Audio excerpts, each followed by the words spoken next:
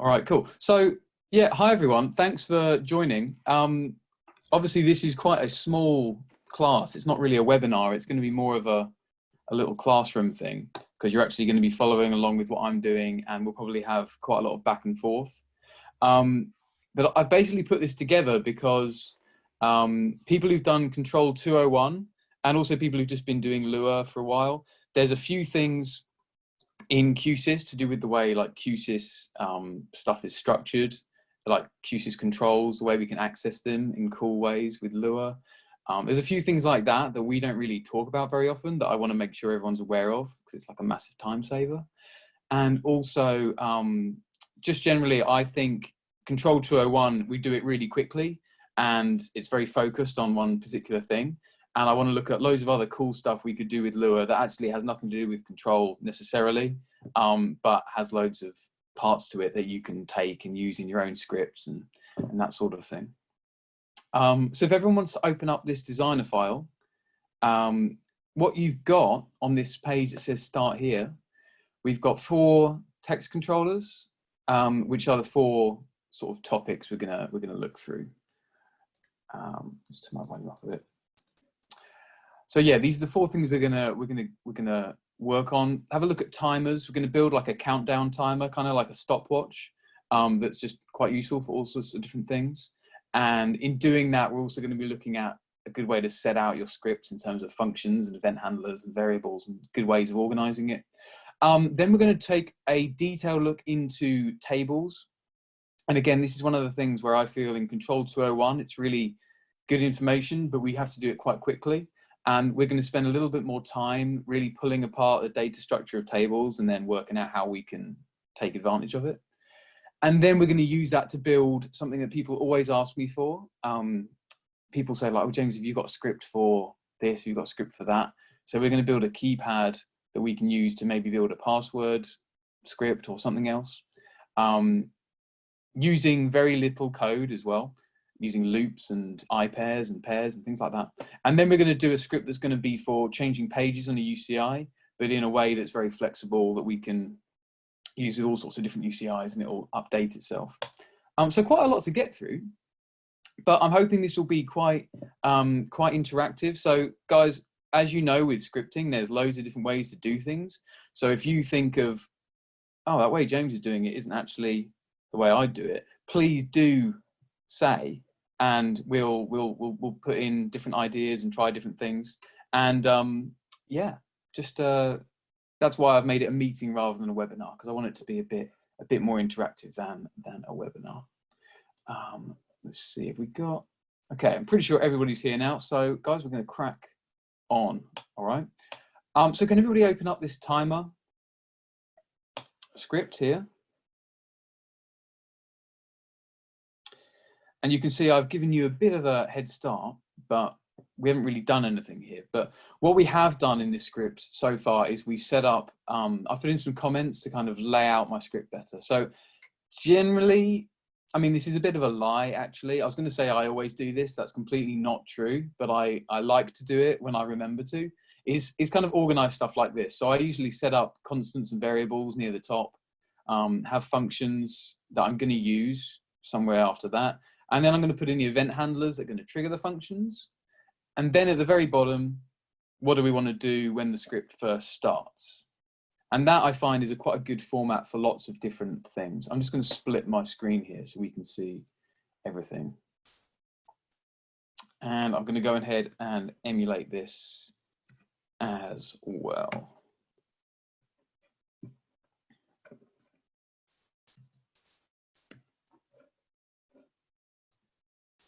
So the goal of this script is something where we can press start and it counts down and we get a reading from the countdown. So it will say 5, 4, 3, 2, 1. And then on 0, it's going to light up this LED that says time up. And then obviously we could use that to trigger something else in our design later on. So it's a good opportunity to look at all these functions. I've basically built functions.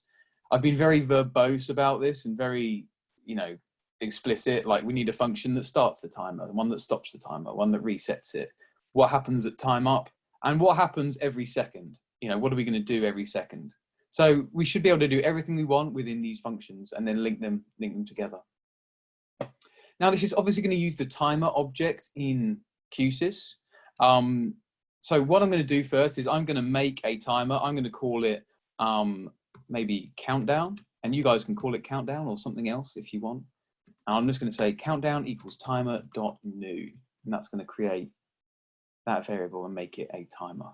So everyone follow along with all this.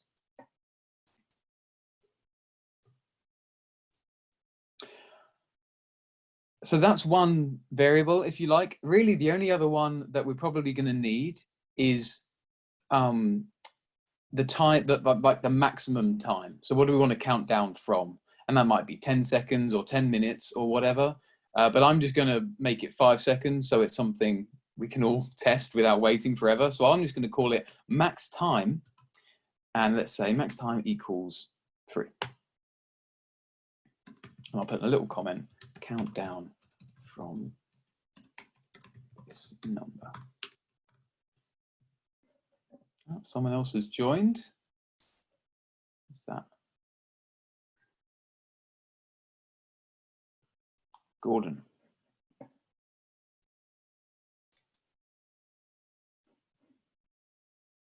Hey, Gordon, did you just join?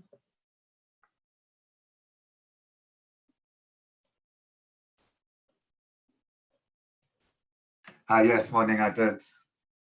Okay, Gordon, have you got, did I send you this design file that we're working on?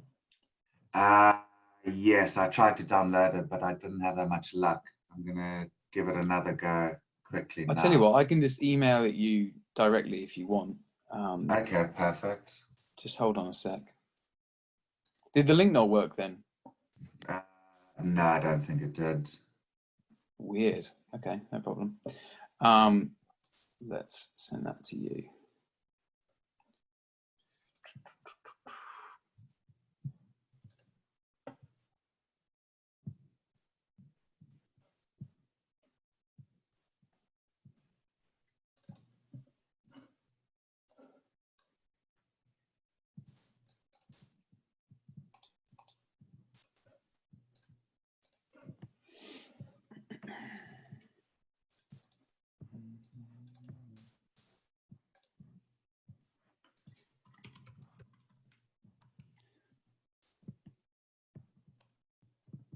All right, Gordon, that should be going into your inbox now. If you can just open that up when you get it and then kind of, I mean, I haven't done very much yet, so you haven't got lots to catch up on. So that's nice. Okay, perfect. Okay, cool. So yeah, guys, we've made a timer and we've made the maximum time, and yeah, we're pretty much ready to go now. So this is where we're going to just make very deliberately some functions, okay? And these are going to be really straightforward. This probably isn't the most efficient way of doing this in terms of the amount of lines of code, but I think it's much more readable. And I find we're always treading this line between like readable code and really efficient code.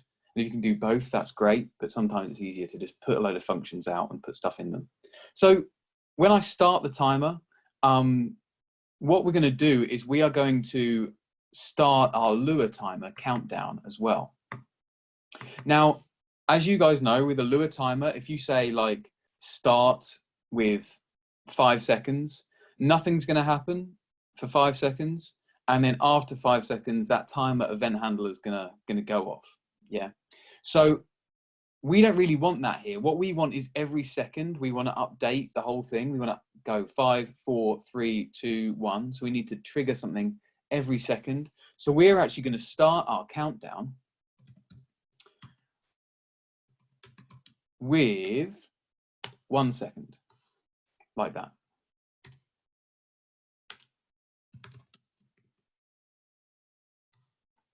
And then I'm just going to put in a nice helpful print. Let's put counting down, something like that. And guys, please, if at any point in this your code isn't working or I'm going too quickly, please do say so, because I would like to keep everyone kind of on the same page. Remember to keep an eye out for those capital letters as well. Make sure your variables, however you name them up here, they do need to match with the capitalization as well. And then in stop, Well, guess what I'm going to do here? It's pretty straightforward. I'm going to stop the timer so that it pauses, if you like. So we're just going to type countdown, stop. And let's do another print. Let's go countdown, stopped. And it's very tempting to just not put in the prints. You don't need them, obviously. They're just there to show you what's happening. But when you first start building a script, it does help because it just means you can look at the print and see what's happening and what isn't. And if the print doesn't appear, that function probably hasn't run properly or not at all.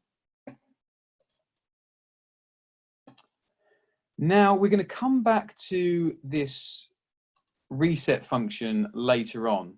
We're going to add some more stuff to it. But this is essentially what we're going to do when we hit the reset button up here. But also when the script first runs, we're going to hit that reset function to kind of initialize everything. The only thing that I want to do in there is I want to make, I actually want to make one more variable, and I'm going to use it in reset. I've got max time is 5, so that's the one we're going to be counting down from. I'm going to make one more variable and just call it time, or current time if you like, and this will be the number that the timer is currently on. So I'm just going to say time equals 0 to start with. And that's going to create the variable, but not assign it any kind of value. And I'll just put current time value or something like that.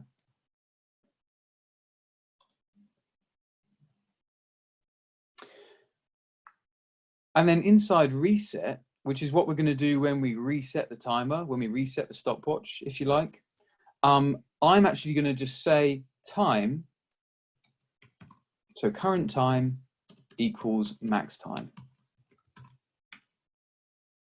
And that's going to mean that my current time that that it's either 5, 4, 3, 2, 1, whatever it is, we're going to reset it. So we're going to set it to the maximum value that we've set at the start of the script.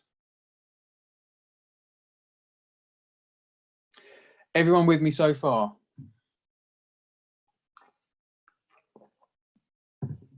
Cool. Okay, excellent. Now, time up is obviously what's going to happen at the end. We'll come back to that towards the end.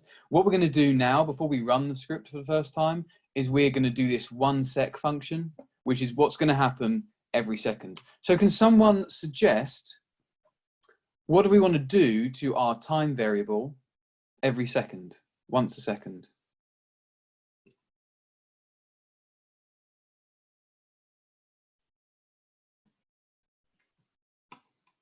Subtract 1 from it. Exactly, subtract 1 from it. So I'm just going to say time equals time minus 1. And that's going to count us down. And let's also print time once we do that, so we can see what it currently is.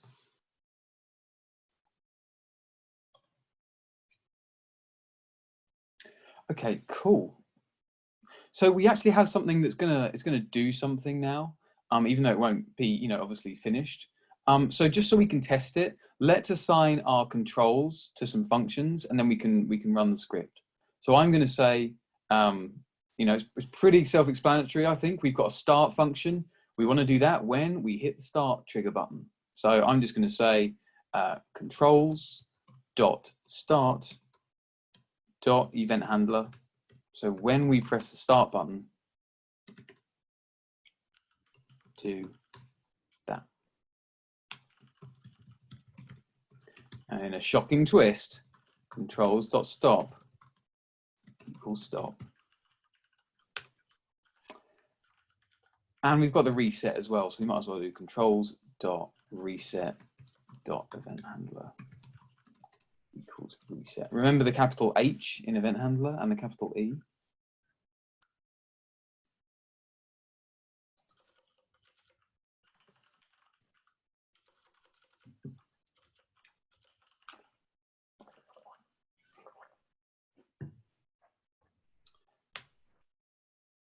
And then down the bottom, I just want to reset when the script starts. I'm going to hit that reset function to make sure we're ready to do the countdown. So I'm just going to write reset and put those brackets there, and that's going to run the function reset.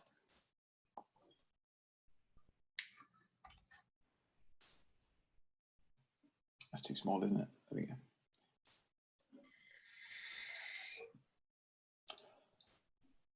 And then everybody, you should be able to hit start and see some stuff happening in print. Ah, no, I can't. I can't see anything happening. All right, I'll just give you guys 10 seconds to, or 30 seconds to catch up. And then let's figure out why nothing is happening in my script. I've missed a key step.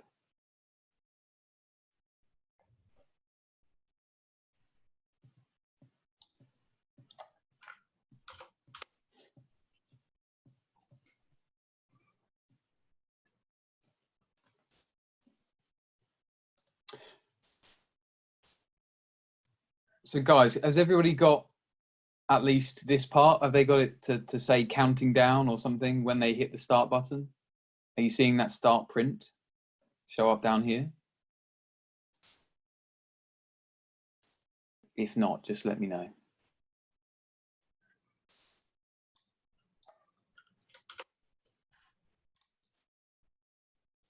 All right, I'll take that as a yes.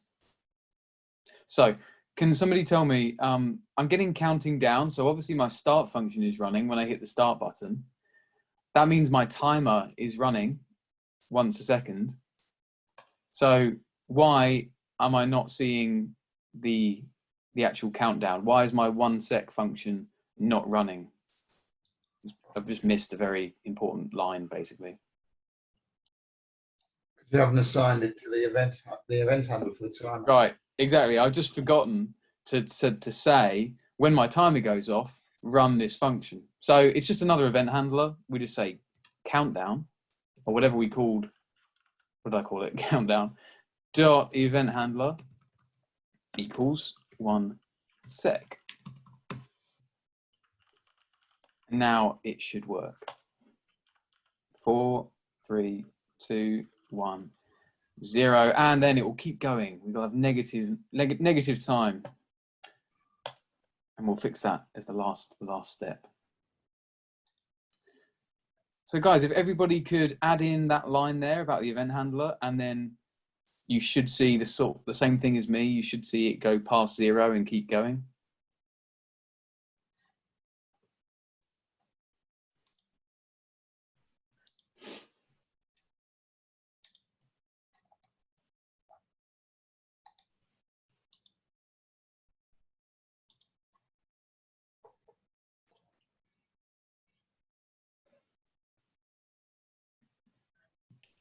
Works for me. Great. All right. Well, in that case, guys, we're just going to do this time up function, okay? And we have to trigger the time up function somewhere as well. So what we want to do is when it gets to 0, we want to say time's up. So somewhere we need to put in a check that's going to be, is it 0, basically? And that's going to be just simply an if statement. We can just say every time we count down, let's also look and say if it's 0, then we will run time up. So it's going to be exactly what I just said. It's going to be a if. We're just going to say if in here in 1 sec, if time equals 0, remember the double equals for a comparison, then time up. End. Time up doesn't do anything yet, but it will do.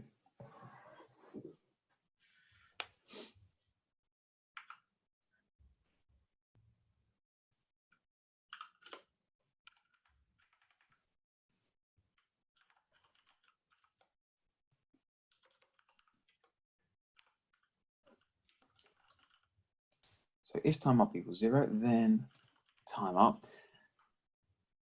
And really all we want to do in time up is stop the timer and turn on this LED that says time up. So that's very easy to do. We'll just say countdown Oh no, we don't even have to do that. We can just say stop. Look, that was easy. Just say stop, run the stop function, and then we can say controls dot time up dot boolean. So that's the on off state equals true.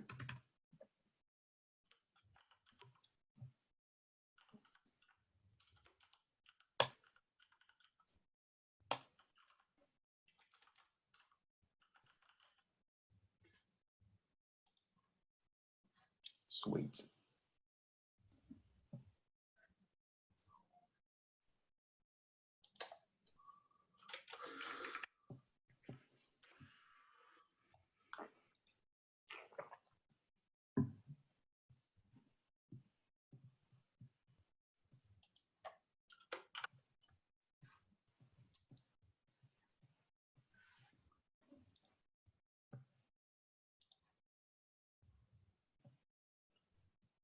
Now, guys, we're pretty much done on this one. Can you just spend 30 seconds clicking the buttons, looking for bugs, because there are bugs, and you know, see what happens if we press start when it's on 0.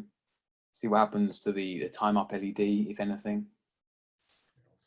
Start's not resetting everything anyway, so once time's up, it should go back to start again, shouldn't it? Right, so we should go back to the maximum time and then go from there, yeah? Yeah. Yeah, so maybe, but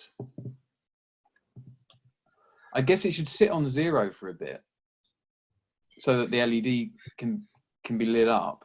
I mean, you could just pulse the LED, I suppose.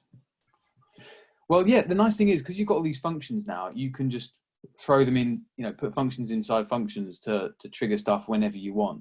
So, for example, on reset, if I hit reset manually now, I know it's going back to maximum time, but my time up LED is still on. So that's a problem. So I'm just going to put in reset. I'm going to turn that LED off.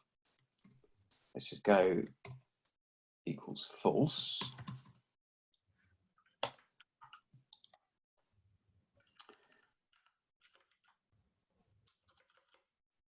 There's another problem, which is if it's on 0 and you hit start, it just goes down to negative again. Because it only checks if it's 0 once it takes away 1. So we'll go -1, check if it's 0, it isn't, and then it's just going to carry on, and it never will be 0. So there's a bunch of ways you could fix that. To be honest, the simplest way I thought would be just say start doesn't do anything if it's on 0. I'm sure you guys can think of other ways to do it, but I'm just going to say here, if time is not equal to 0.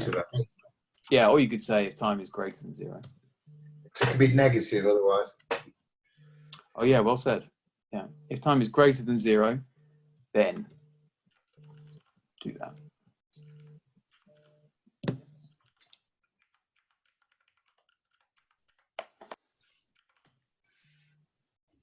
I'll just tab all of that in and put it at the end.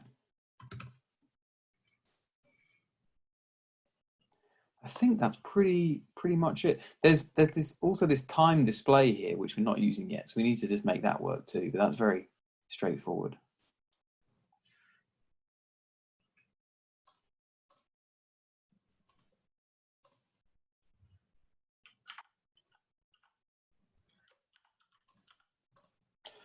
Cool.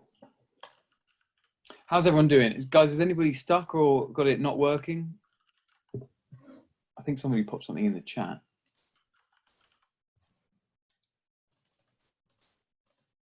Okay, Gordon. Cool.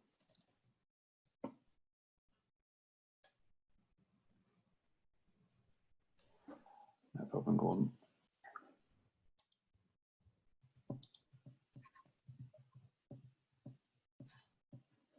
So everyone else is good. Awesome. What a good class. Well, in that case, we're just going to add in one bit. We're going to add in this time text display. We want to update that. And it's really going to be very straightforward. I'm just going to put here where we're printing time, I'll also put controls.time, which is the text box, dot string equals time. And that will update that as well.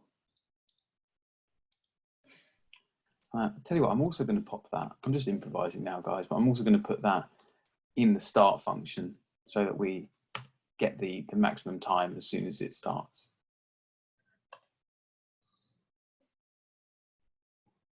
Actually, no, forget that. I'm going to put it in the reset function so we see the maximum.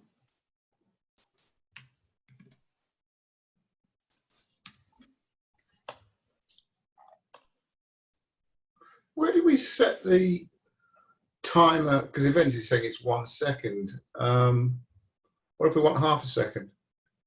Then here where it's got the countdown start, Yeah, that's the interval there. that is the interval there, is it? Okay. Yeah, and the shortest one you can have, I think, is actually I'm not sure, but I think it's like 5 milliseconds or something. Really, the whole control system runs at 30 times a second. So realistically, the fastest you can do something is 30 times a second, and you can just pop in 1/30 if you want and get that. But obviously, then you'd have to do a few other bits to make it all work. Yeah. Right, nice. Okay, so everybody, that's the first one basically done. Are there any questions about timers or any of that at all, or any just issues before we move on?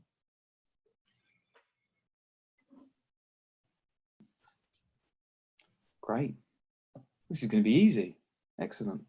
Okay, so either that or no one has a microphone and they're all going, James, I haven't got it working. So we're going to then close that down. Make sure we save this file at the end, obviously, because we'll have some pretty handy scripts here to work with. We're going to take a look at tables in a bit more detail, okay? I apologize for the coronavirus-based humor here, but, you know, it's topical if nothing else. So we use tables to do all sorts of different things. Obviously, they are basically just a list of whatever you want to list, okay? Now, the reason they're really useful is obviously for things like this, we can pick out parts of a list instead of having lots of variables. We can just have one variable that's the table and then look at a number within it to do something with it. But actually, a load of the stuff in Q SYS, like name components with controls inside, that component is actually a table with, and all the controls are items within the table. We'll see that later on. Then we can manipulate that and do some really cool things because of that. Also, if you have a control in a text controller with lots of buttons, where you say I want like 10 buttons with this name, that control actually becomes a table of controls. So understanding tables, which isn't very complicated, is really powerful, and particularly using the pairs and iPairs functions, which look kind of complicated and confusing, but actually they're really simple as well. That means that we can do all kinds of neat stuff and save ourselves loads of time as well. So here we've got a table called out of stock, which is listing items that aren't in stock. I'm probably out of date now because I'm pretty sure we can get pasta at this point. But nevertheless, what we've got essentially is 3 strings. And you see they're all separated by commas. That's how tables work. And they're all wrapped up inside these squiggly brackets. So that is the syntax for creating a table. Now, if I want to pull an item out of that and print it, so let's say I want to print the second item. Somebody tell me, what am I going to write here? What's the language for that?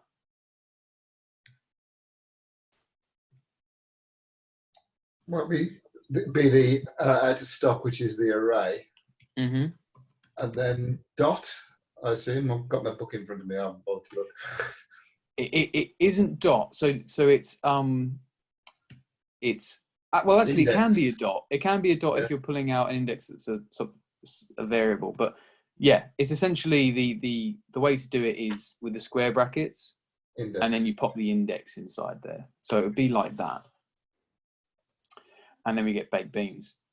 Now, for those of you that, because if we're used to programming or we use lots of other languages, we throw around terms like index and we all understand what it means. But actually, I'm going to explain that again, just to make sure everyone's clear on that. So in a table, we have indexes, or is it indices? I'm not sure. Indexes and values.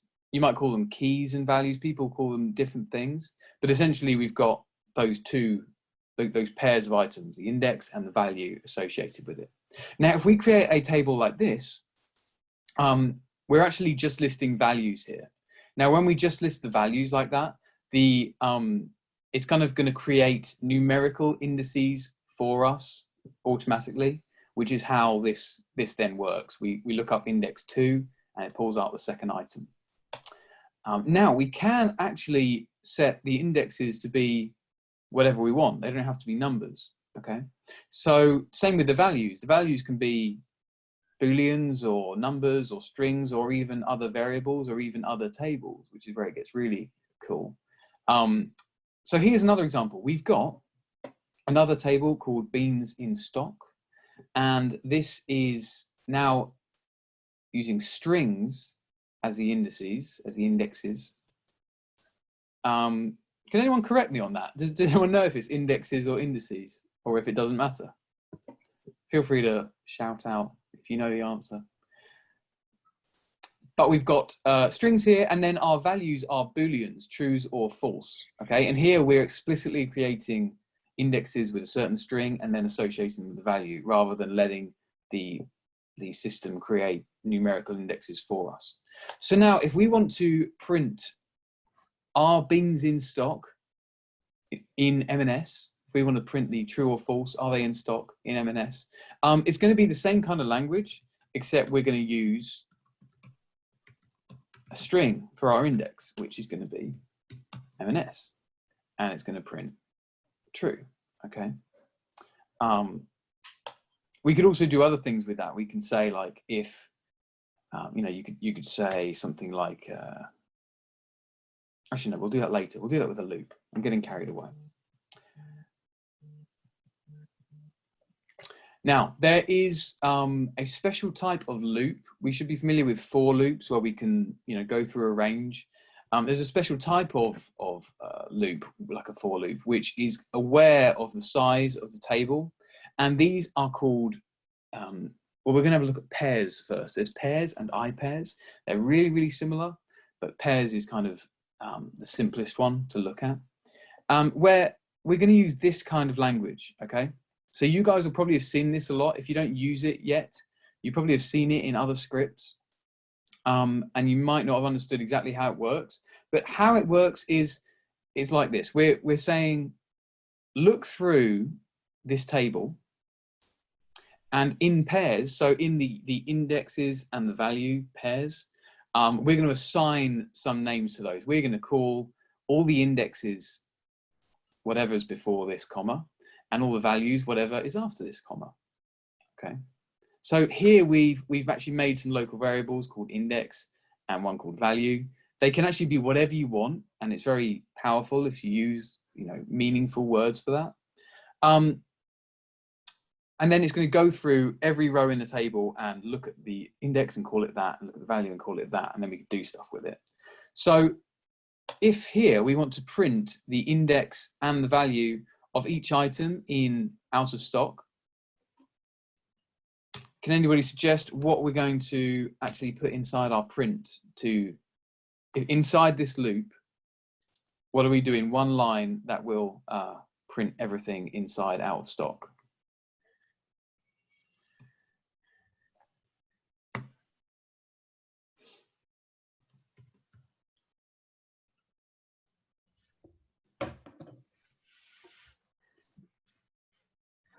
I think somebody knows. We've got some very, very clever people here.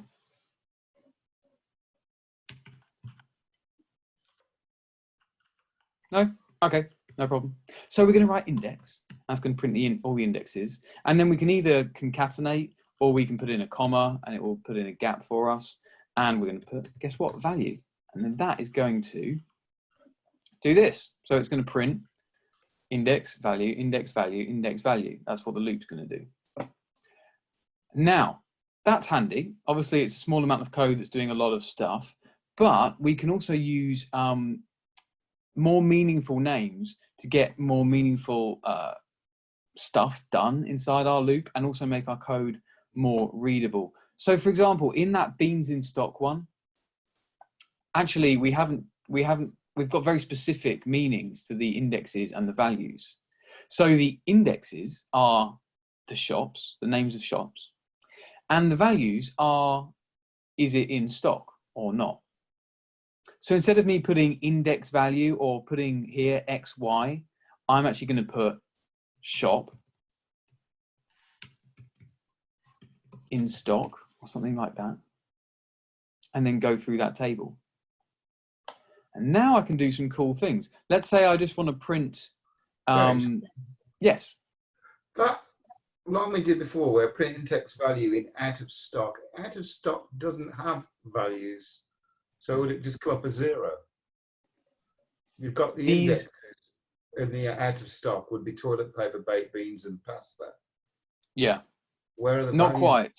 So you've kind of got it slightly backwards. So you're only declaring indexes when you make a table if you put the square brackets like that. Yeah. So square brackets are saying here's an index, and then what comes after that is the value. Go to line 36. Yeah. That's out of stock. Yeah. The array out of stock. Yeah. Only has indexes. No, it only has values. And right, only has values, yeah. Yeah. So it has values, but actually if you don't declare an index like we've done here explicitly, we've said this is the index, this is the value. If we don't do that, it assumes you want numbers. Okay. All right. So that's why we get then in the print 1, 2, 3 and the 3 values. I got you. All right. Cool. Good question though. Right. So for shop in stock do. So here we can say something like, if in stock, then print shop. You could do something as simple as that. And it's actually super readable as well. We can just read that line and it's basically English, which means we don't have to comment everything to within an inch of its life and look back at our code in 6 months and have no idea what we've done, which I've definitely fallen foul of before. Or you can obviously do something more useful. You could say shop has it in stock.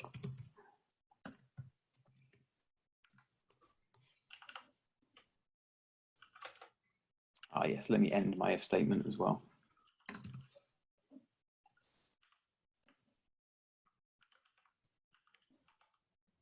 So it's really good practice when you're making these loops to use variable names that are actually meaningful and helpful.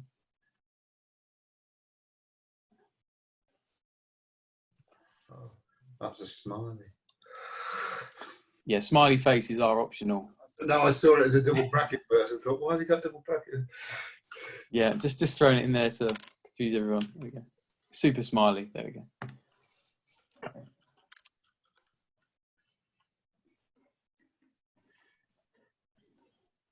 Now, the cool thing about this is, like I said, you don't have to use strings or booleans. You can actually put in variables inside tables. You can also put, well, you can put anything you want. So if you want to make a table that is a load of timers or a load of TCP sockets or anything like that, you can. And then it's very easy. Instead of you having, say you have one script where you want to connect to 10 signage displays, and you want to send one thing to all of them, you could just have a table with 10 IP addresses in it, and then you could loop through that, make tables with 10 sockets, all in just a few bits of code inside a loop, and send something to 10 places, 100 places, without needing loads and loads of scripts or anything like that.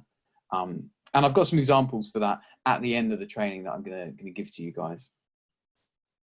So we're going to have a look at using these tables in a really useful way now. Has anybody got any questions about this or anything they want to clear up before we do? Speak now, if so. Okay, excellent. James, sorry, one thing. Yes. Yes. Where you've got beans in stock are Boolean values, false, false, true. Mm. They could have integers in them.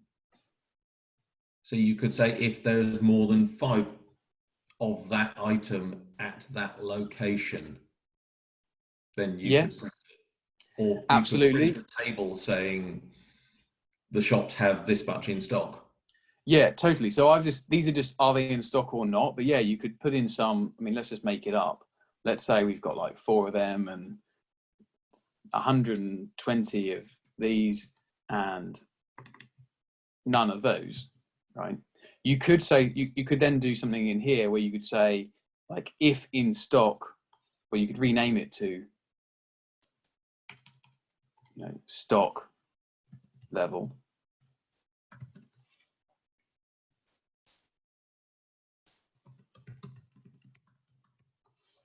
If stock level is, you know, greater than 100, then print shop has lots in stock. And you could go on like that, you know, if there's 0, print there are none in stock. So yeah, you can do integers, you can do booleans, whatever you want.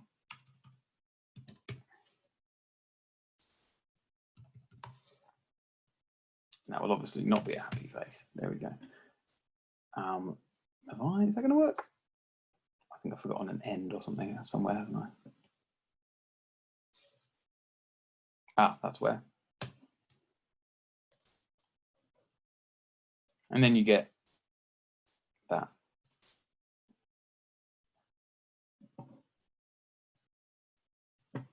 Okay, no worries. No, that's why this is better. I did the first few of these as a webinar and it wasn't quite as much fun because you didn't get nice little ideas like that.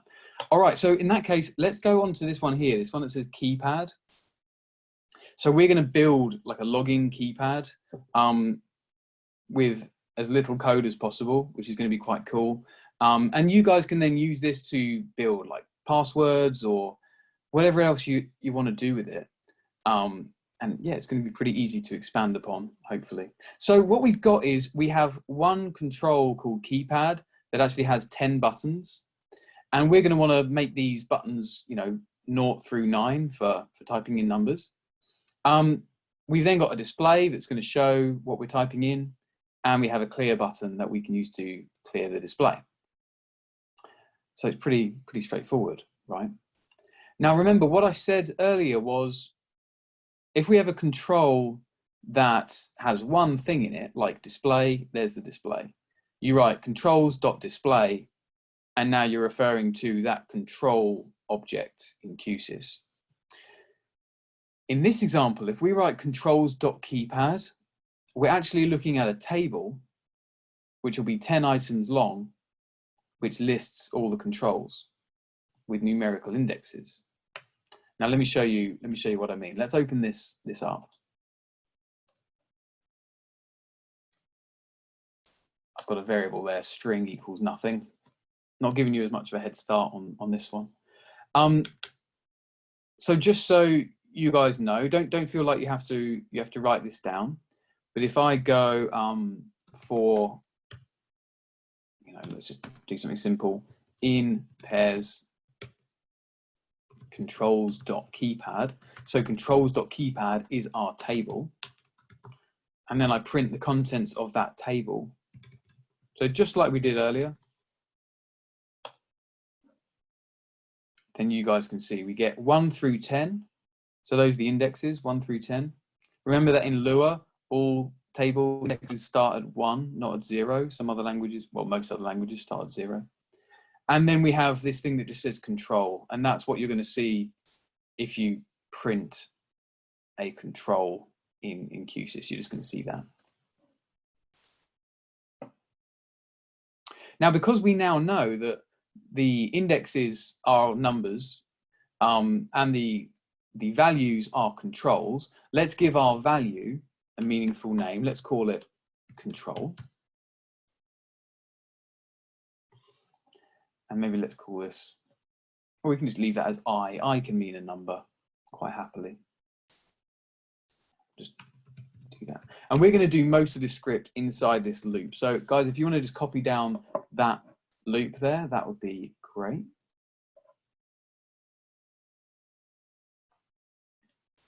I don't actually need the print.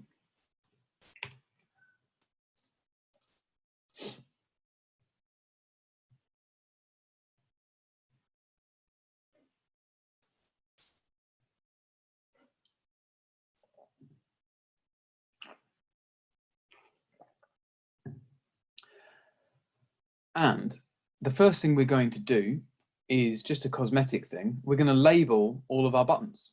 So we're going to have 0 to 9 or 1 to 9 and then 0, however you want to do it, labeled on these buttons so we can press them and make them type in the number that's written on them. So guys, can somebody remind me what's the property in Q SYS for the label on a control? So it's not string or value or position, it's one of the other ones. Can anybody remember what it's called?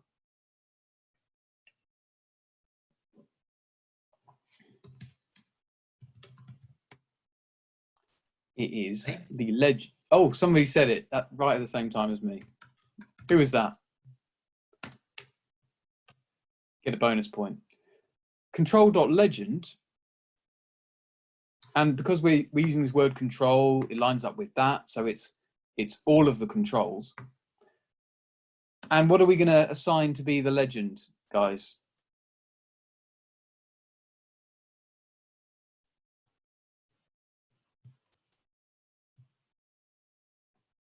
What variable? We haven't got a lot of variables here, so it's one of these. Well, I. I, right, yeah. So control.legend equals I. And Should if we it save be that, I -1, so it goes 0 to 9, not 1 to 10? you got it, yeah. So yeah, if we do that, we get 1 to 10. Okay. So yeah, the quick way of fixing that, and there's a few ways, is saying I -1, and then we get 0 to 9. That's totally fine. The only thing is, now when we refer to I, because we're going to use I to actually type in our code, we're going to keep needing to use I -1 every time we do that. So you can take that exact same logic, and just before, you could just say I equals I -1. And now anytime you refer to I after that line, it will be correct, if you like.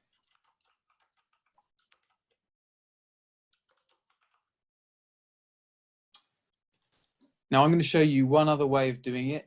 The only thing, this is properly pedantic of me, so I'm sorry, but the only thing that bugs me about doing I -1 is that if you hover your mouse over like button 2, it says keypad 3. I know that doesn't matter, but there's another way we could, just a different way we could make this work, and we could just say, like, if I equals 10, then I equals 0, and that will just replace our 10 with a 0, and then most of the other ones will have, the right numbering on them. Well, all of the other ones will, except 10 will be 0. So do it either way you want. Sorry, what was that? I agree with your nerdiness. Oh, good. I thought it was just me being super nerdy, but we're all nerdy on here. Let's be honest. Cool. So that's just gonna make 10 equal 0. So now we're doing the legend, and then what we want to do is, well, I guess we want to press a button and we want it to type into our display. Now here, this thing at the start that says string equals empty string, that string is what we're going to have internally as the code that you're typing in. So we're going to want to add onto the end of that string variable whatever number we've pressed. Now inside this loop, if we say control.eventHandler, we are now saying every control within this table has this event handler. So it's a very quick way of assigning one event handler to as many things as you want. And we're going to make a little function for this.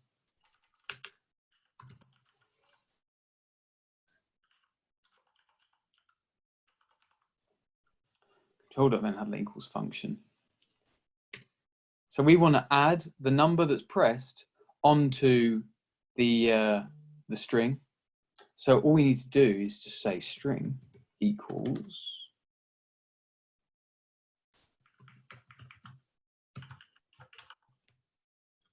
string with I put on the end.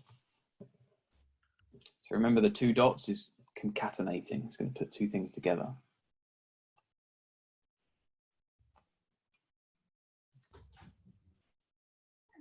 So that means whatever control was pressed, the corresponding index will be added onto string. And then we want to put it on the display.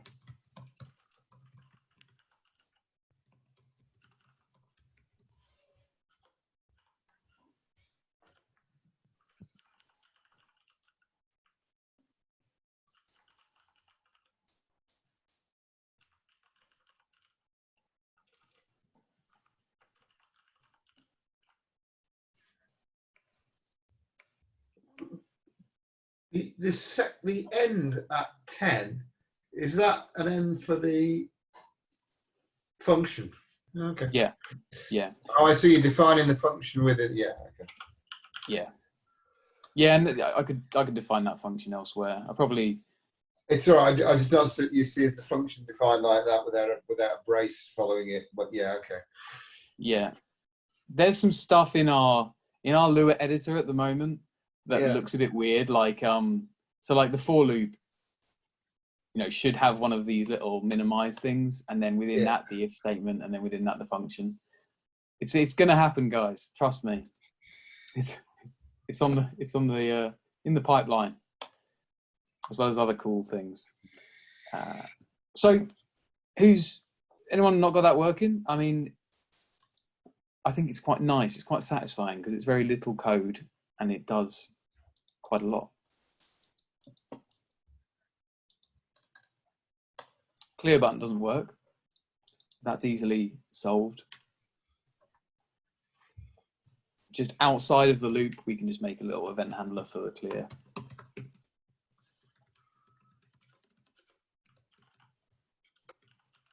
And all we want to do is wipe the string and update the display again.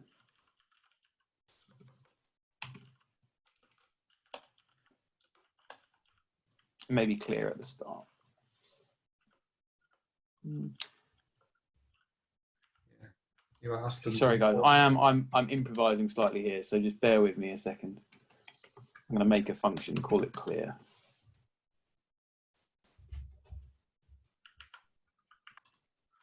Make them auto-complete, please. Oh yeah, that would be lovely. Yeah.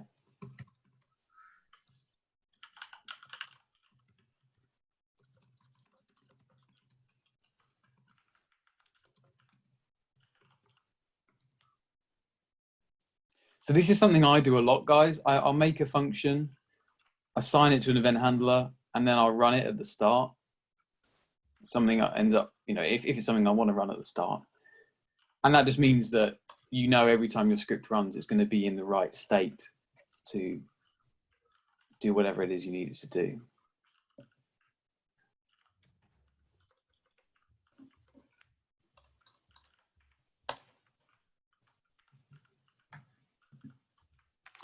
Yeah, Martin, there's some other ideas afoot. You know, with CSS, you can, well, the way to do it is you edit it in something like Visual Studio, and every time you press save, it updates in Q SYS Designer. I think there's some plans afoot to allow you to do that with Lua as well. So you could edit it in VS Code, where it's got, you know, all sorts of nice features for tidying it up, and then you just hit save and it updates your Q SYS Design. I don't know a lot about that, but I hear that that is on the roadmap. That'd be cool. They've done that in, well, there is a plugin for Crestron you can get for it as well, where it does all the Crestron compiling as well, which is really cool. So yeah. Yeah, it would be cool. All right. So everybody happy with that? Great. Good job, guys.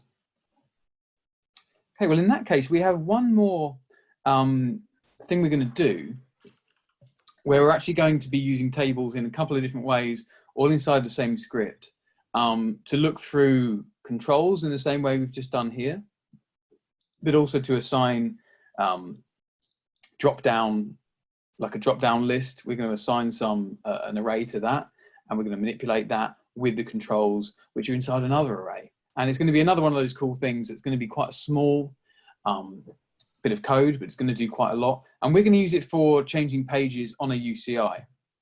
So you guys will know, having done QSYS stuff, that the simplest way of doing page changes on a UCI is the navigation button, which is so simple that it doesn't really do anything else. So it's really great if all you want to do is change pages. But if you want it to do something more practical, like when I go to the home page, it turns the camera around and it turns the TV on and it plays music, and you want to link all these events together, navigation buttons aren't very good. So what we're going to do is we're going to make a script that is actually going to look at a touchscreen or a UCI viewer. It's going to pull the list of available pages. It's going to assign those pages to a load of buttons.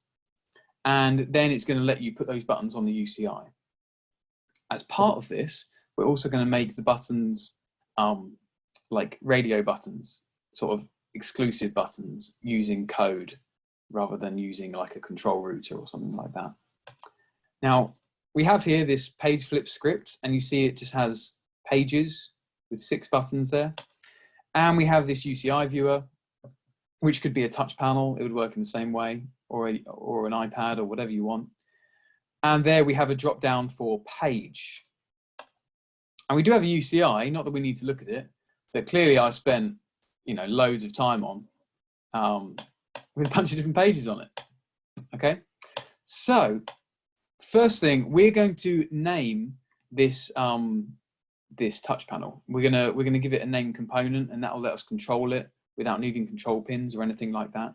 So if everybody could just disconnect, let's press F7 or go File, Disconnect. Just select that component and give it a name. I'm going to call it touch panel. And you should get it like that, where it's in italics.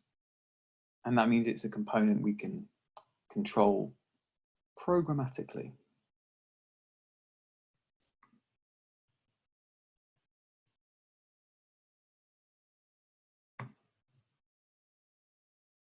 And once you've done that, you can go ahead and emulate again.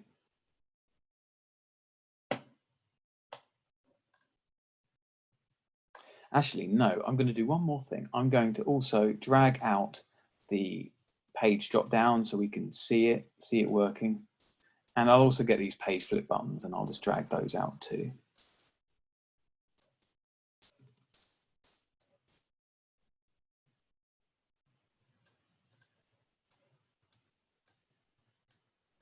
Okay.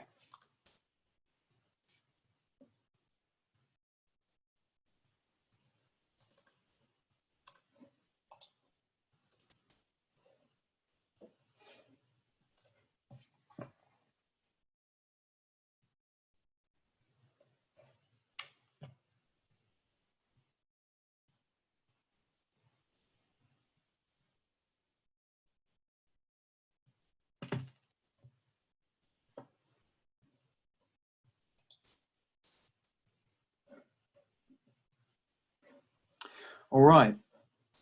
So once we've got it set up like this, we can see that our page buttons, they're all able to be all turned on or turned off. So we're going to sort that out. We're going to label them with the pages that are available on the touch panel and do a bunch of other stuff as well. Now, the first thing I want to do anytime we're interacting with a named component is give it a variable in the editor here. So I'm going to call this, I want to access this control specifically, okay? Now, if you were to type in, let's say touch panel. Don't copy this down yet, guys. I'm just going to demonstrate something. Touch panel equals component.new, whatever we've called it, touch panel. Okay. Now, this is, guess what? It's another table. And inside it is all of the controls that are available. Now, you guys might remember the tools, view, component, controls, info, this thing. I'm actually going to dock that over here. So now if I select that, I can see all of the controls within it. Now, this is the table that lives inside this component, okay? And I'll prove it.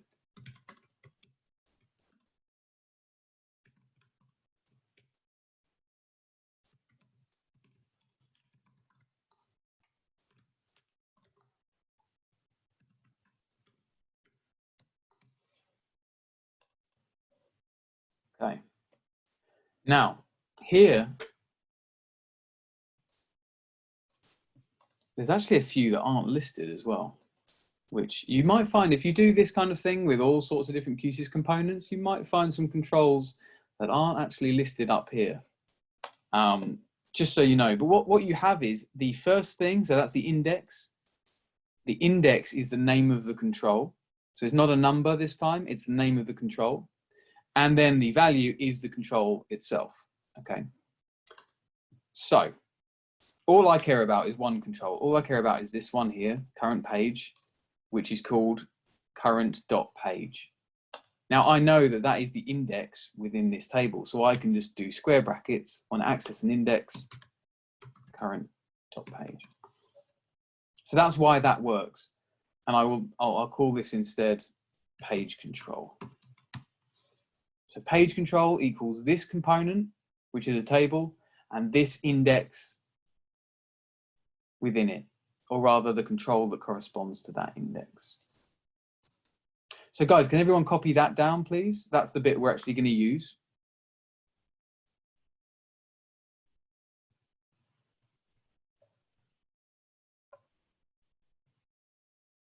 Make sure the name here corresponds with your component name.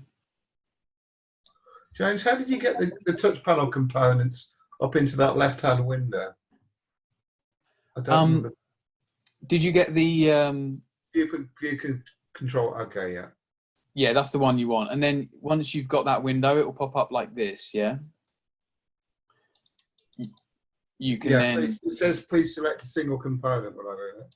Yeah, so select a component, but then you can dock it anywhere you want, like you can with the actual schematic. So you just drag the UCI viewer itself? You drag this window. Can you see the window? Yeah, but I'm not getting that. Hang on a second. Oh, okay. Do you want to share your screen, Martin? Still trying to work out how to use Zoom. Hang on. Right, so if I select that and then go Tools, View Component Controls, Info. Yeah, that's the one. Oh, I've got it. I've got it. All right, cool. All right. Just so you know, you can also copy this into like Notepad if you want. Yeah, I've got it now, yeah. You can also do this, which is pretty handy. You know, you could do that. Yeah. But I don't need it. So we only need that one control. Now that control, page control, so that is now this drop down, okay? Now guys, I want to access all of the choices within it. Now, guess what? It's another table. All of these things are a table listed under the choices property of that control. So I'm gonna make that another variable. I'm gonna make page list. It'll be a list of all the pages on the UCI. And I'm just going to say page list equals page control dot choices. So it's just shorthand for page control dot choices.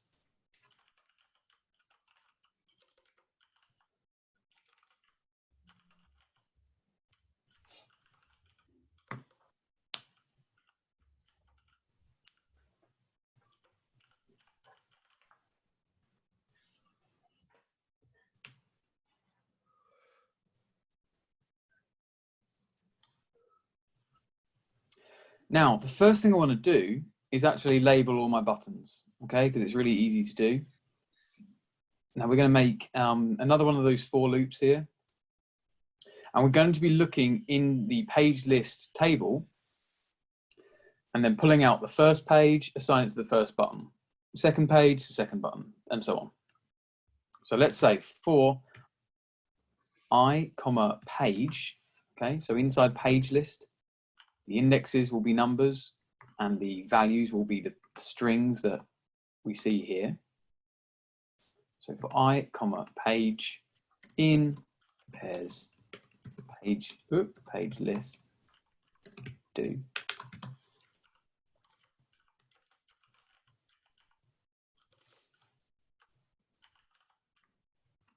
You get very used to typing out that whole thing quickly because then it saves you a lot of time using them. In there, we're going to say controls.pages. Now that is my buttons. They are called pages. Controls.pages.legend equals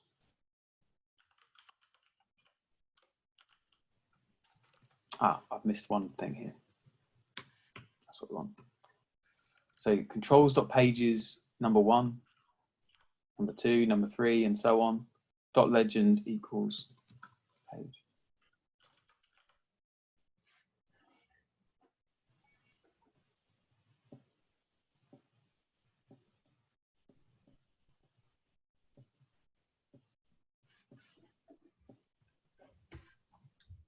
Are we all clear on why that works? Everybody happy with that?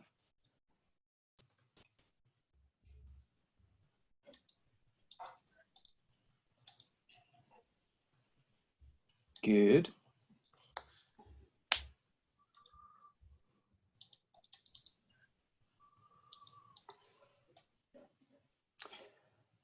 Okay.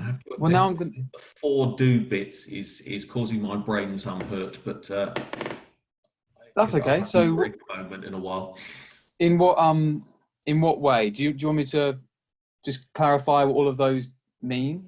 It's just the 4 I, comma, page. Page doesn't exist, but page is going to exist as a result of the for loop. Yeah. So when we make the for loop, we're making these little variables which only pertain to the for loop. They're only sort of usable inside the loop. Yes. And yeah, what they mean is it's I represents the index of the table, page in this case represents the values in the table. And then it's just going to go through everything in the table with those values in mind, and then you can do whatever you want. So you can say, so when I say page here, I mean, and I say I here, those are only within that for do loop. Yeah, so if I went out here and did like print I, it will say what? It'll hopefully it will say, yeah, nil. Yeah. So it doesn't exist. So they're just local variables, and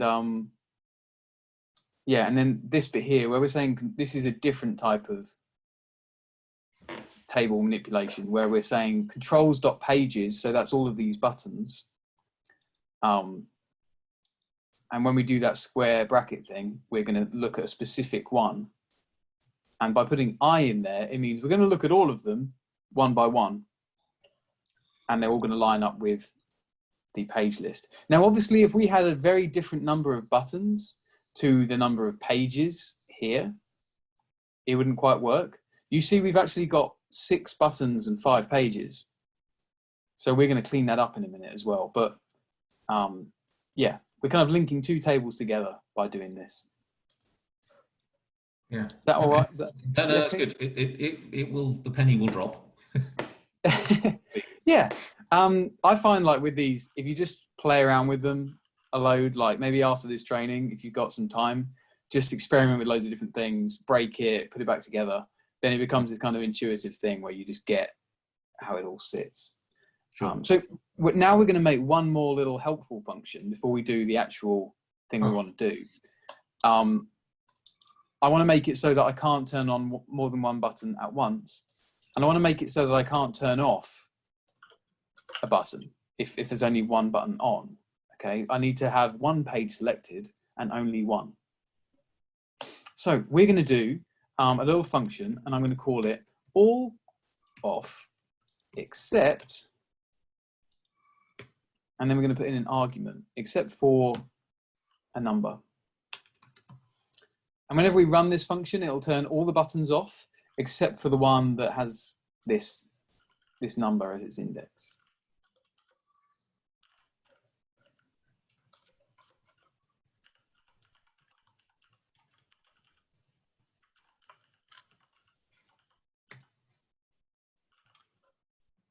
And then I'm going to say, surprise, surprise, it's another loop. So the reason we're using all these loops are, it lets us do one bit of code for all buttons. This time I'm going to go through the buttons as a loop. So I'm going to say for I, comma, control, because they're all controls. And remember, that's just cosmetic. I can call it whatever I want. You can call it C if you want. Doesn't matter. In pairs, controls.pages.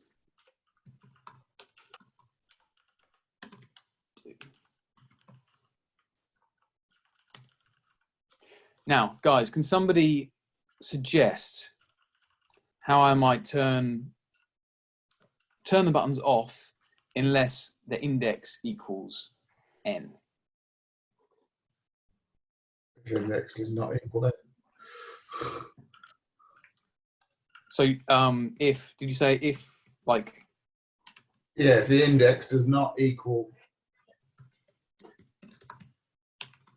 Turn it off, yeah? Yeah.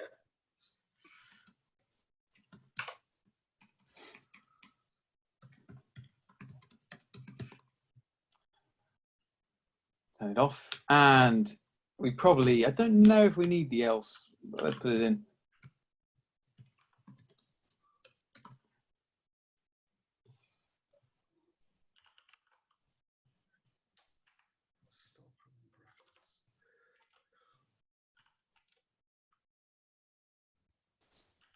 Space it out a bit.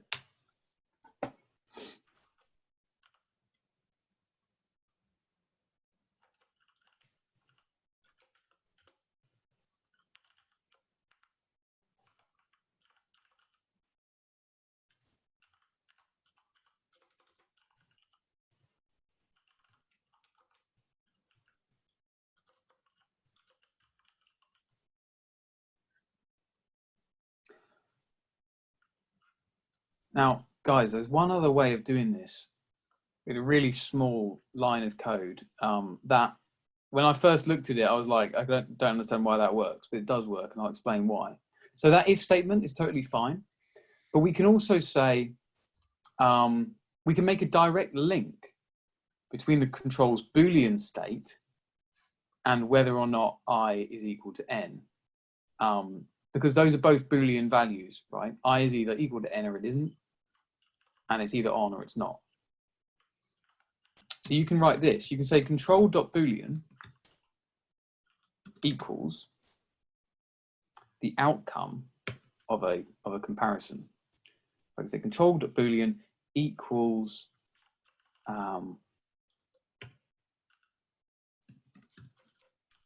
is I equal to n, like that. You don't even need the brackets, but they make it less confusing to look at. But I'm actually going to just space it out more like that.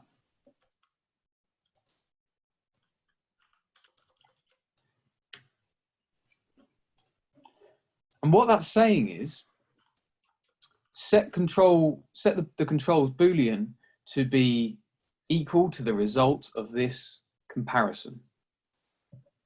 So it's going to look at every control and say, is I n false? Okay, then the control Boolean is false. Is I n? Yes, it is. Okay, then the control Boolean is true.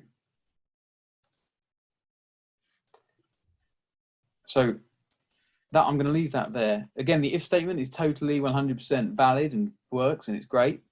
But if you use a lot of these kind of ways of doing things, it can save you a lot of time.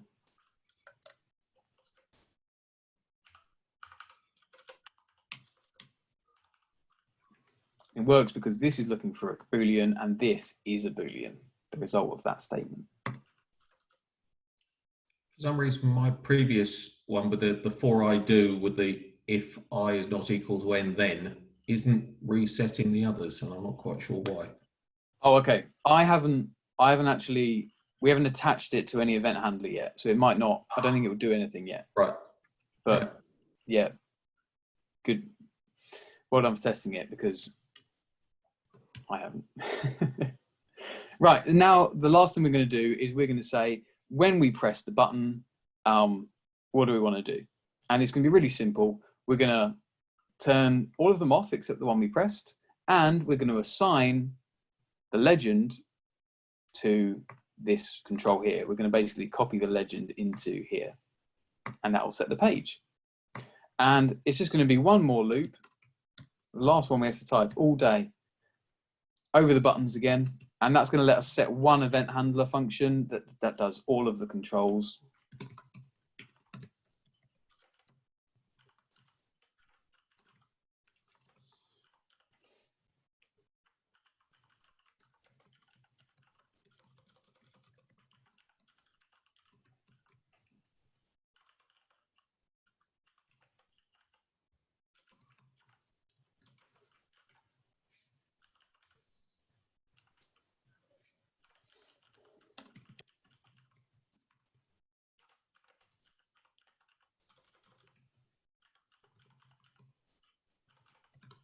Sorry.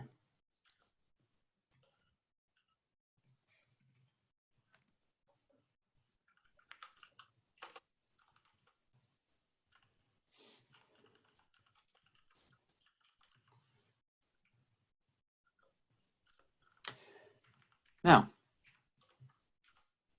first thing we're going to do is turn all of them off except for the one that we actually pressed.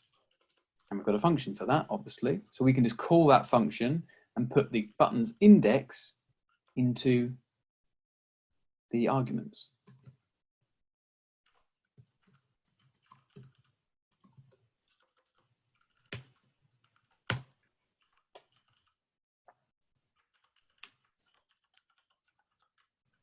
So we do that. And then we're going to say page control. So remember that one at the very top, the drop-down menu. If we want to set that to something specific, we can just say page control.string. That's how we choose, we put in a value into it. Page control.string equals control.legend.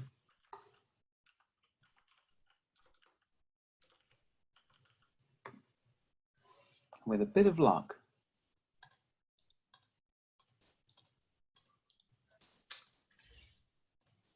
it works.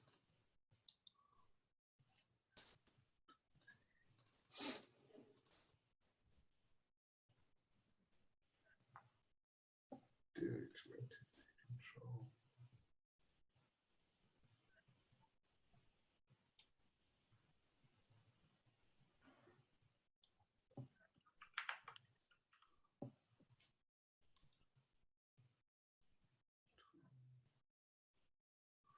I've got somewhere wrong here. Control in pairs. 14 page control. That's correct. 7 brackets function. Control accept.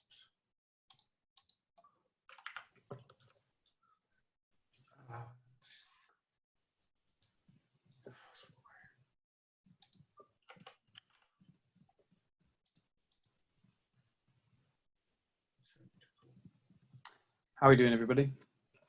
Where is it? Something's wrong.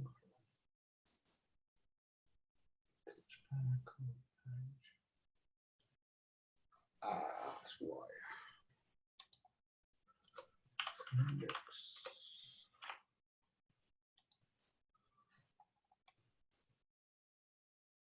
Still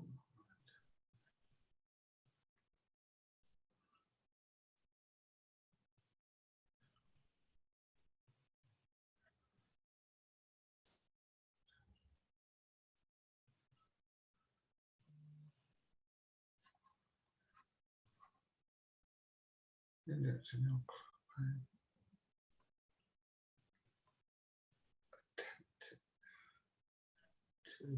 Martin, do you want us to take a look at it, or are you? I'll work it out in a minute. Carry on. No, well, we've got to that point now where we've nearly run out of things to do. Okay. So if you want us to take a glance at it. It's probably doing something quite stupid. I was doing something else. Let's try this. Go on, share your screen, because this kind of thing helps everybody, including me usually. Host disabled participant screen sharing. Oh, you can't. Hang on. Oh, can you? Have I not allowed anyone to share their screen? That's silly. Wait a minute. Share screen. Here we go. Advanced sharing options. Okay, you should now be able to do that. Select the correct screen would help, wouldn't it? Okay. So let's see. Starting script. Right, you've got control. Oh, right. Wow. So attempt to call it. So line 1, attempt to call a user data value. Not new. Touch panel.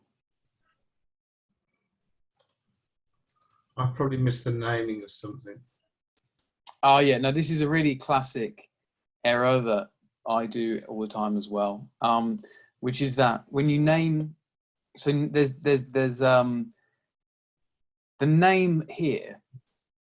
This is like the Q SYS designer name so that the core can find the touch panel and that sort of thing, right? Like naming the core, but it doesn't. All Lua cares about is this specific component and the controls within it. So it's not super obvious, but you have to actually type on the button itself. On the button itself, and then it goes like that, where it's just one thing in italics. That means that it's now a name component, and you can do whatever you want with it in Lua. And there we go. And away it goes. So what is it? Well, maybe. Yeah, I saw it label the name, label the buttons. Oh, great. Yeah, there you go. Right, cool. Yeah. So it's just a question of labeling on there. Okay. The naming of the modules is a bit like the issue you have with the TerraTech devices and the modules. You've got to name the thing, the root of the snapshot before the TerraTech C1 can control it. Yeah. Yeah. Yeah. Weird, but yes. Well, it's kind of weird, but it's well, I suppose it's weird with the TerraTech because we actually, are a TerraTech and we should be able to make it all work, and that's obviously gonna happen.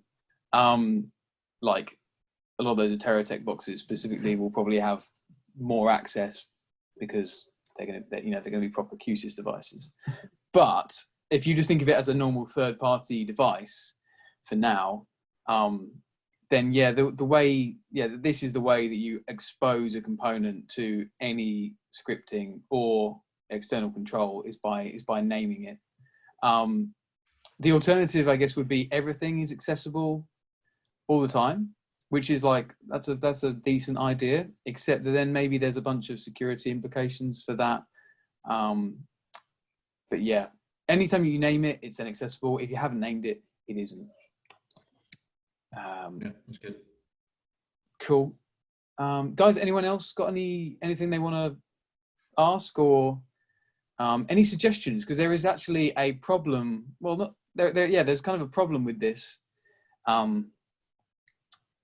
If you go the other way, if you change pages without pressing the buttons somehow, it doesn't work. But if I change this on the drop down, you need to pull the current page from the touch panel. we've got to go backwards as well, which is a lot easier.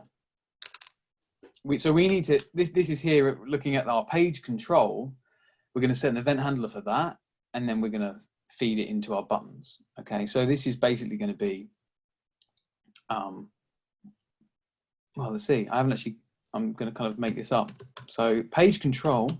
You're going to share your page. Oh, you're not seeing it. My bad. Thanks for letting me know early on there, Martin, because you could have let me go for a while there. James, I can't see. Page control dot event handler equals. And right now, what do we want to do? So We want to look, all we're going to get from it is the string. And I guess we want to go then through our page buttons. And if the string matches the legend, turn that button on. So if we're going to go through the buttons, we need to grab another one of these loops.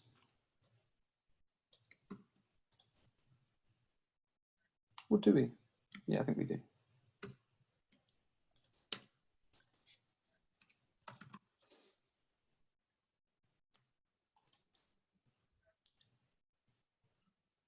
If control.legend equals page control.string.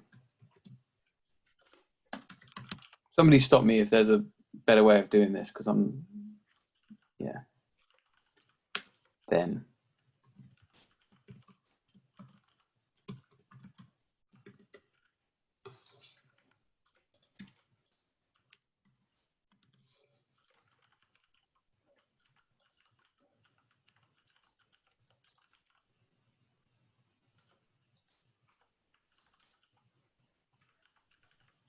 okay.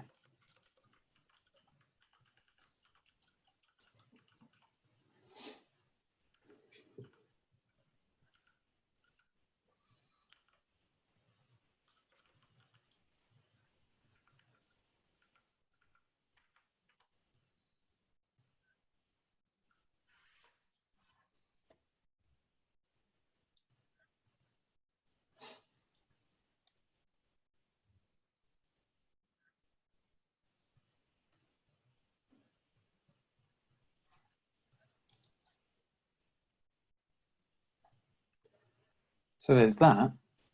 And there's also this sixth button, which is just sitting there, not doing anything at all.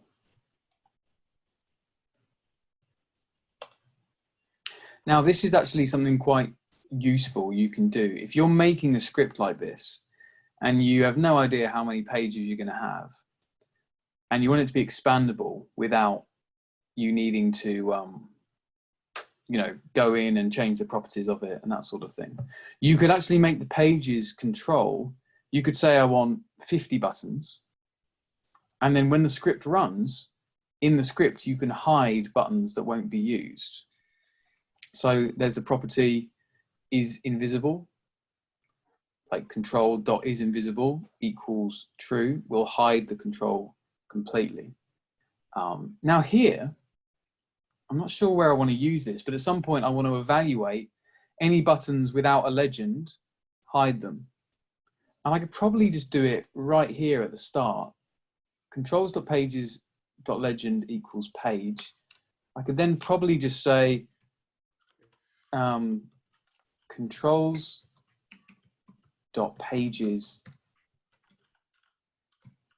I dot is invisible equals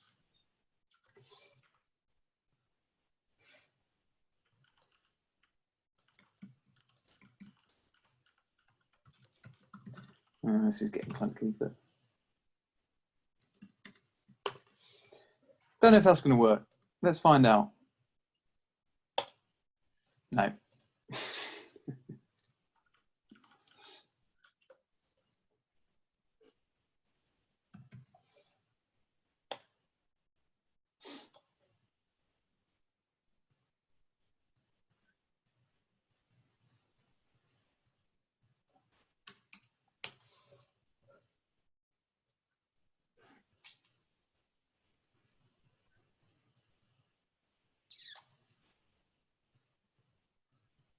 String length. String length. Oh yeah, that's a good idea. Maybe, yeah.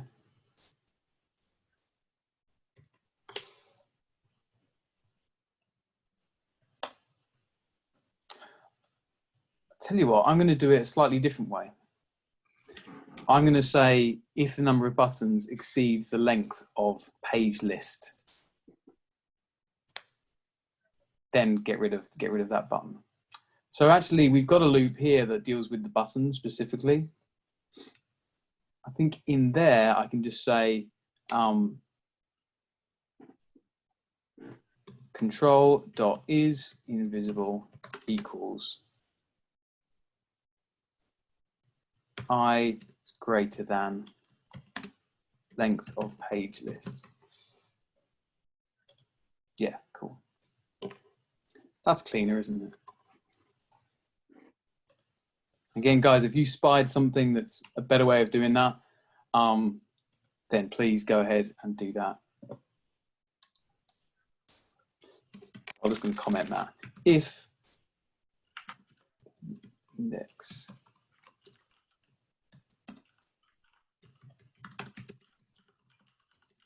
hide it. Now, if I was to add some pages to my UCI and then emulate again, it will expand up to the maximum number that I set in here.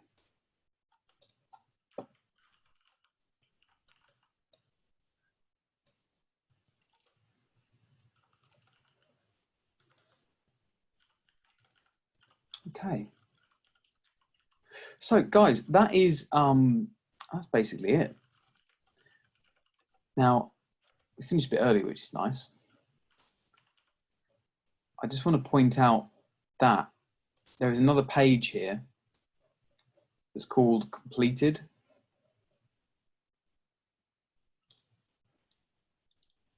Has this container in it. The password for that is Horizon. I'll put that in the chat. With a capital H? No. And that just has the stuff we've been doing, but sort of finished. They're finished in a different way because we've done a bit of improvisation here. There's also one called Dynamic Button, which you can have a look at, which is kind of dynamically changing button colors and legends for on and off states, which can be kind of helpful sometimes. But yeah, feel free to save these or the ones you've just made as user components, save this design. Hopefully this has been useful for everyone. It's been good to see you guys as well. Excuse me, James, can you repeat the password? Yeah, Horizon. I put it in the chat as well.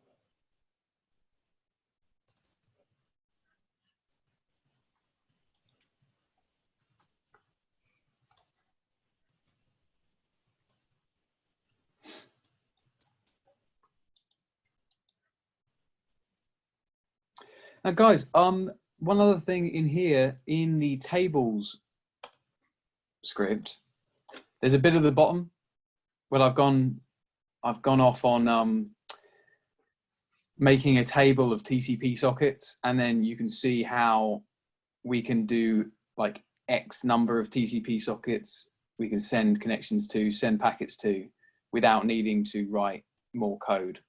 So with this script here, if you just add more IP addresses, it will create more sockets for you, and then you can send packets to loads of devices at the same time, which can be useful if you're controlling lots of the same type of device. So have a look at that as well in that tables script. But yeah, thanks everybody. I hope it's been useful. Are there any other questions you want to ask, even if it's totally irrelevant? Can you go back to the hide the button thing again, please? The hide the button thing. Yes. Yes, yes, yes, yes.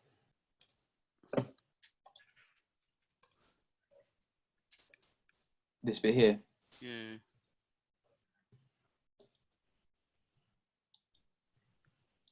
Is that Chris? Yes, yeah. Cool.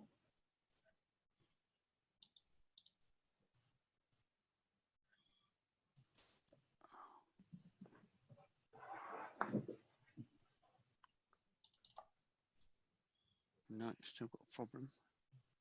What have you got, Chris? What does it say? Oh, I think I found it. I keep typing ones instead of I's. Oh, right.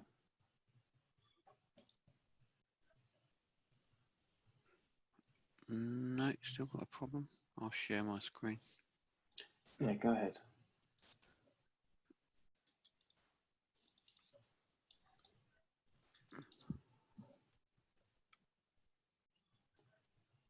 Name expected near 1. Is that what it still says? Oh no. Attempt to call a nil value. Global pairs. Line 21. Yeah. You spelled pairs. Two with two eyes. eyes. Oh, there we go. It's always a simple thing. There we go. That's it. Top. All right, no worries. Cool. Sorry again for the password. It's no, I've not understand it. Okay, David. So let me share my screen again. So David, is it this thing you're trying to get into? Yes. Right. So if you go in Zoom to the chat section, Yeah. Ah, I've written it down there. Can you see it? Horizon. Oh, okay, sorry. That's all right. Okay, perfect. Thank you very much. Sure. Cool. Any other questions, guys? Yeah, about layout, do you think it's possible to have some example as a Zoom layout you have or not? Yeah, they're in the. If you download the plugin, Yeah. I think I might have it installed. Yeah, if you download the plugin and then go File, Open Sample Design, you will see the layout. Hold on, let me just share my actual whole screen. Here we go. Do you mean like this? Okay. Oh, yeah. Thank you very much. So when you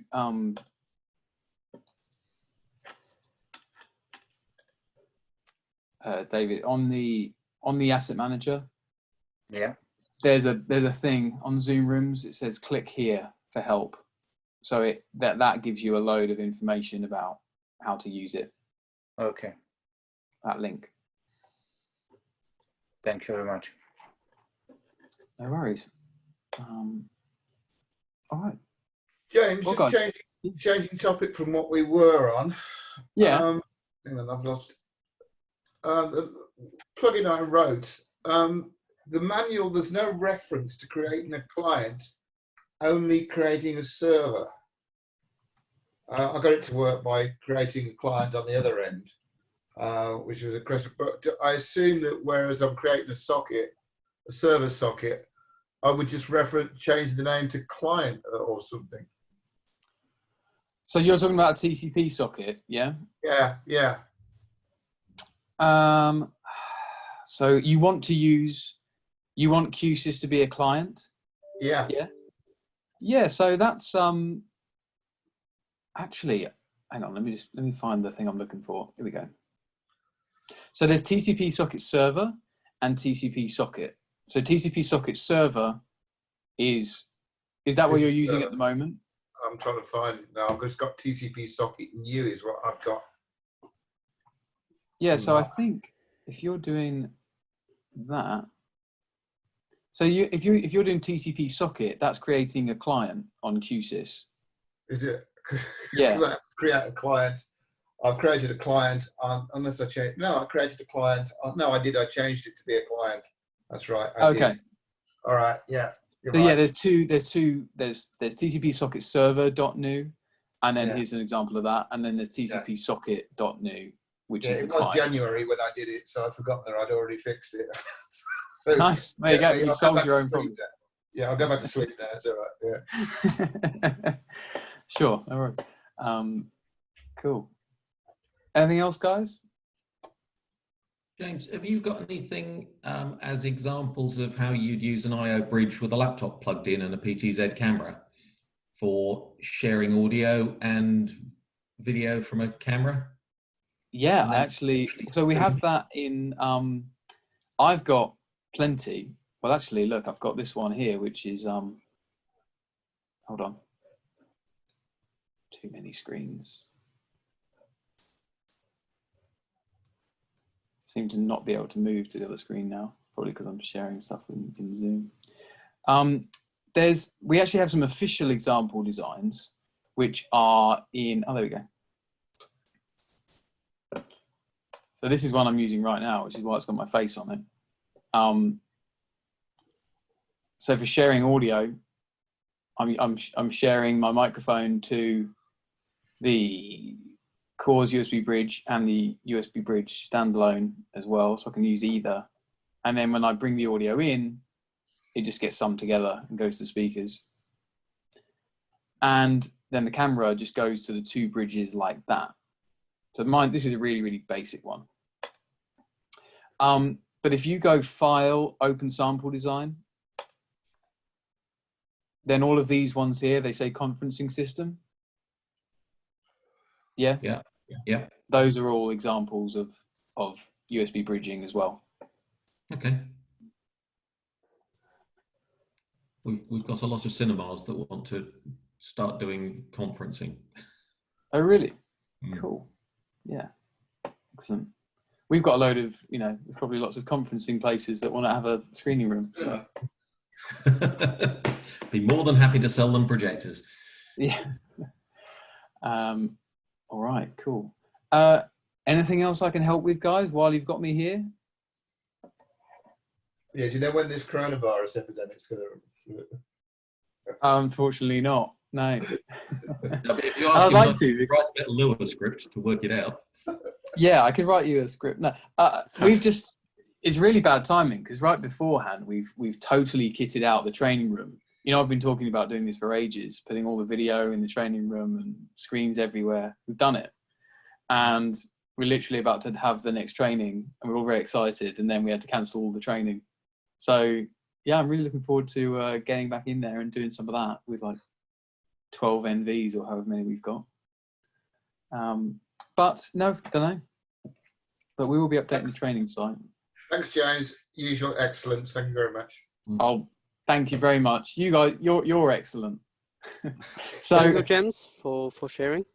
No worries. James. No worries. Thanks, James, can you have a look at this one for us? What's who? Hang on, someone Chris. else asked. Yes, Chris. What can I do for you? I've got issues on the timer one. Oh yeah, let's have a look at that. Can you see that one? Yeah. Yeah. Line 18. Is this my timer one or your timer one? My timer one, but I think I'm looking at yours, aren't I? Yeah. I can't see the. Oh, here we go. Function arguments expected near end. What is line 18? Yeah. Oh yeah, where it says countdown : stop. Yep. You just got to put, like you did with the start, you've got to put brackets after it because it's calling a function. Oh, there. Yeah. No, that looks like it. Great, thanks. No worries. Yeah, marvellous.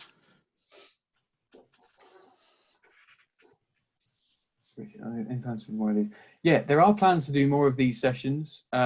Richard, if you're still here, he's not here. But yeah, just generally, guys, we are going to do some more of these.